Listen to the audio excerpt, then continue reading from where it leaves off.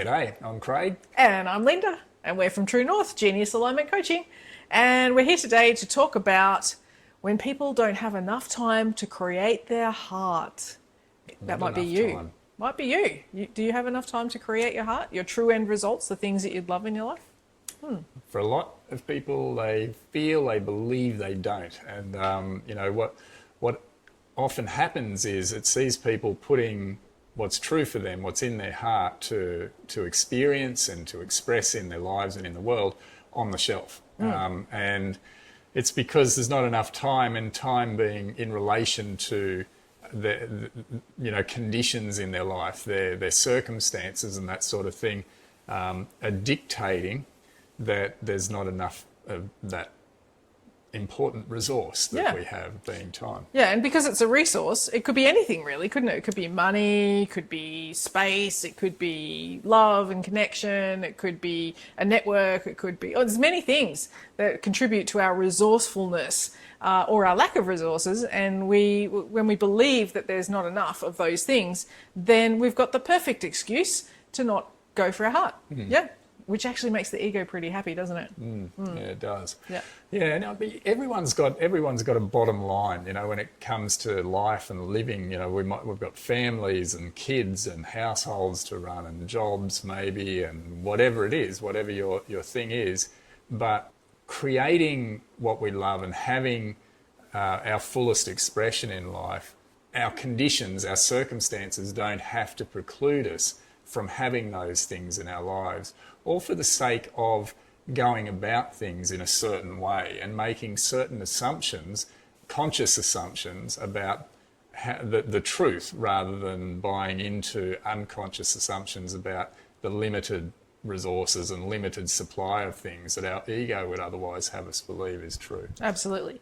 And time's a really interesting one because, on paper, we all have the same amount of time in a week or a day or whatever. So it's 24 hours a day, 168 hours a week, I think it is. Something like that. Something like that, anyway.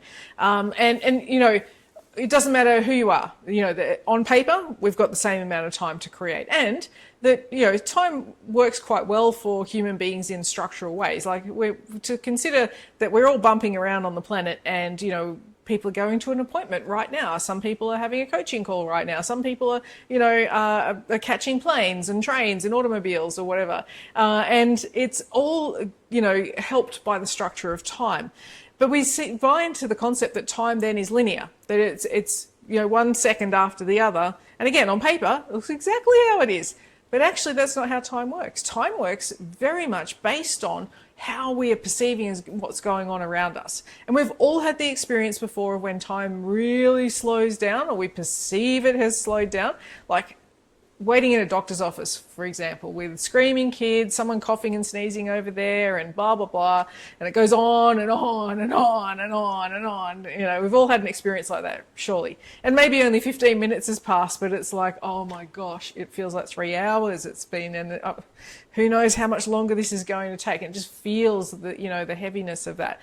And we've also I'm sure you've had the experience also of when time just disappears, it evaporates. Like, instead of being in the doctor's office, now you're at a dinner table with a bunch of friends that you love dearly, or family members, or whatever, and you're laughing and telling stories, and everything's going on. And next thing, the waiters are buzzing around like, can you guys go home, because this is well after our shift. You guys have just, and you're like, yeah, but we just got here. It's like, no, that was like 5 hours ago.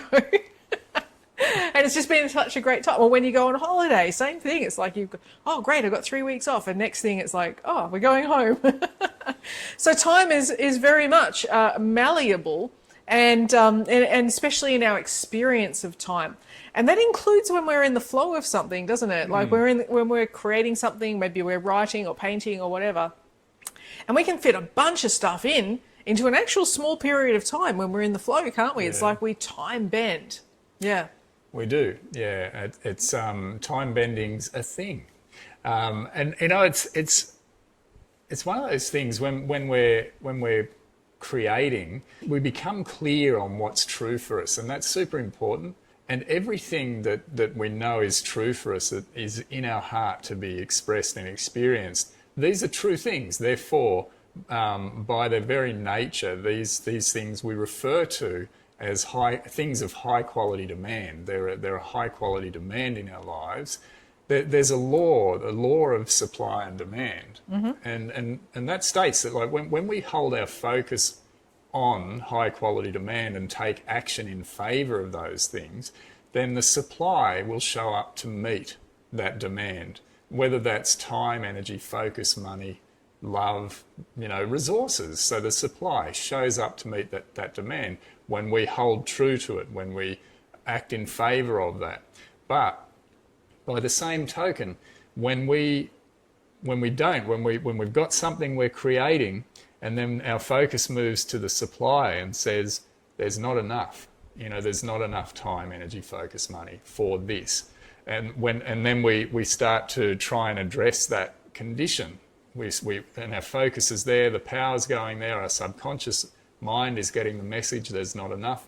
What do? We create more of this. Not enough. Not enoughness. And regardless of whether it's time or money or whatever it is, but what happens is our vision for what's true for us that we're creating then shrinks down to meet the supply, because that's where our focus is. So it's either going to go one way or the other, because it's so structural. And it's up to us which way we choose for it to go based on what we're going to stand for. So once we know things are true for us, it's super important that we make it our job to remain focused on that thing. And when we do that, what's happening if we think in terms of time as a resource, when we stand for what's true, aka high quality demand, then supply meets the demand. So one of those things that comes up to meet the demand is time. What you'll find is that time becomes more flexible. You'll find that there's a spaciousness to your life that starts to open up once you've started to gain momentum in standing for and acting in favour of what you're going for.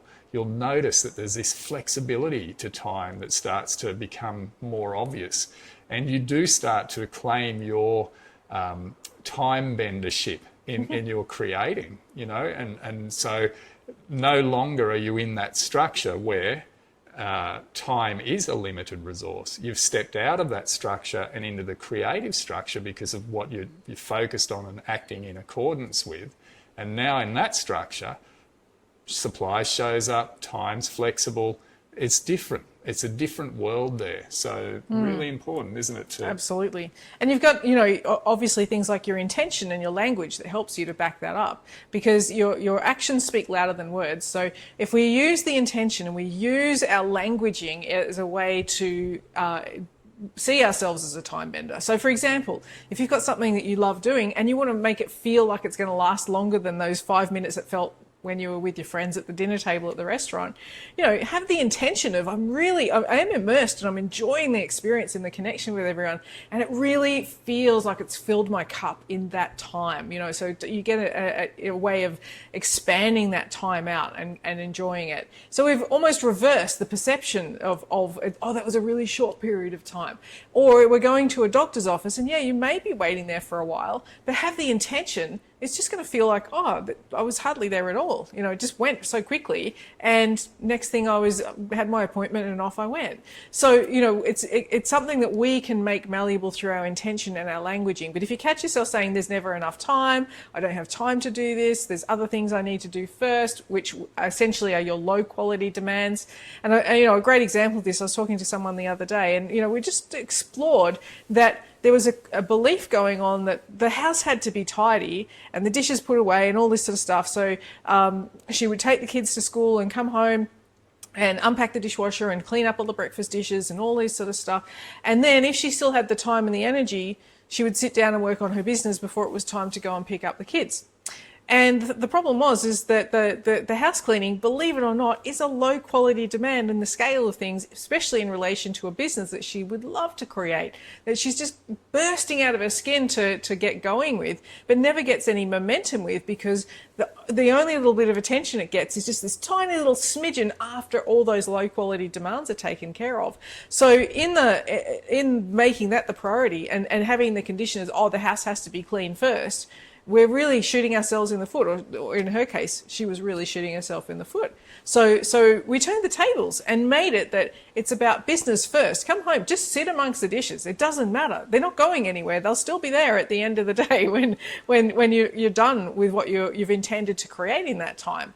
And that absolutely started to shift her world, because there was a lot of belief around, oh, I'm going to get in trouble because the dishes aren't clean. With who? Who are you going to be in trouble with? No one's looking over your shoulder and telling you you've got to do that first before you can go for your heart. But the whole thing's shifted around. And yeah, the dishes are still getting done before the kids get picked up, but there's some really good quality inspired ideas coming through, because the business is getting the attention that it deserves, and it's lighting her up. And she's actually got more energy at the end of the day because she's done something that's been fulfilling her heart. She has got the jobs done. She has picked the kids up and all that sort of stuff.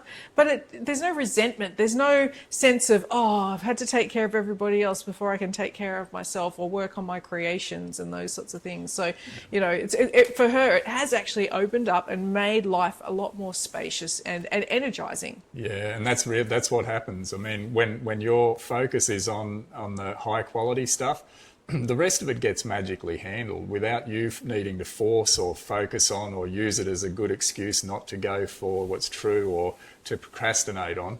What you'll notice is when you're taking action on your high quality demands, you're energized. It's like you're getting your energy from a higher source then.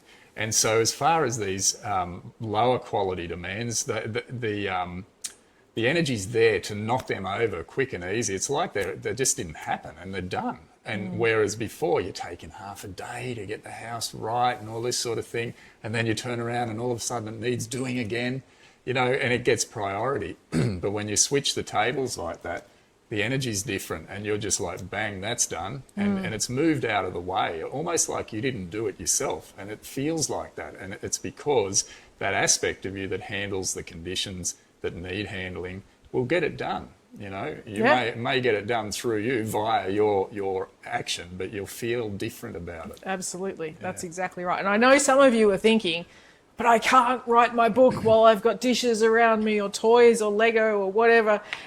You can. I can tell you can. You just got to learn to live with the tension and maybe even use it as part of your creative fuel, which is a whole nother topic for another video, for another day. So we'll sign off from there, give you some of your time. And we look forward to hearing what you're creating and how you're relating to time differently as a result of watching our video. So don't forget to hit the subscribe button, by the way, if you haven't already, because we're going to have plenty of gold coming through in our videos over the coming however many years. Yeah, and share in the comments about what you've noticed about time and when you've been more focused on those high quality demands, what was your experience with that, you know? We look forward to hearing from you. Fantastic. Don't forget, follow your true north. See you next time.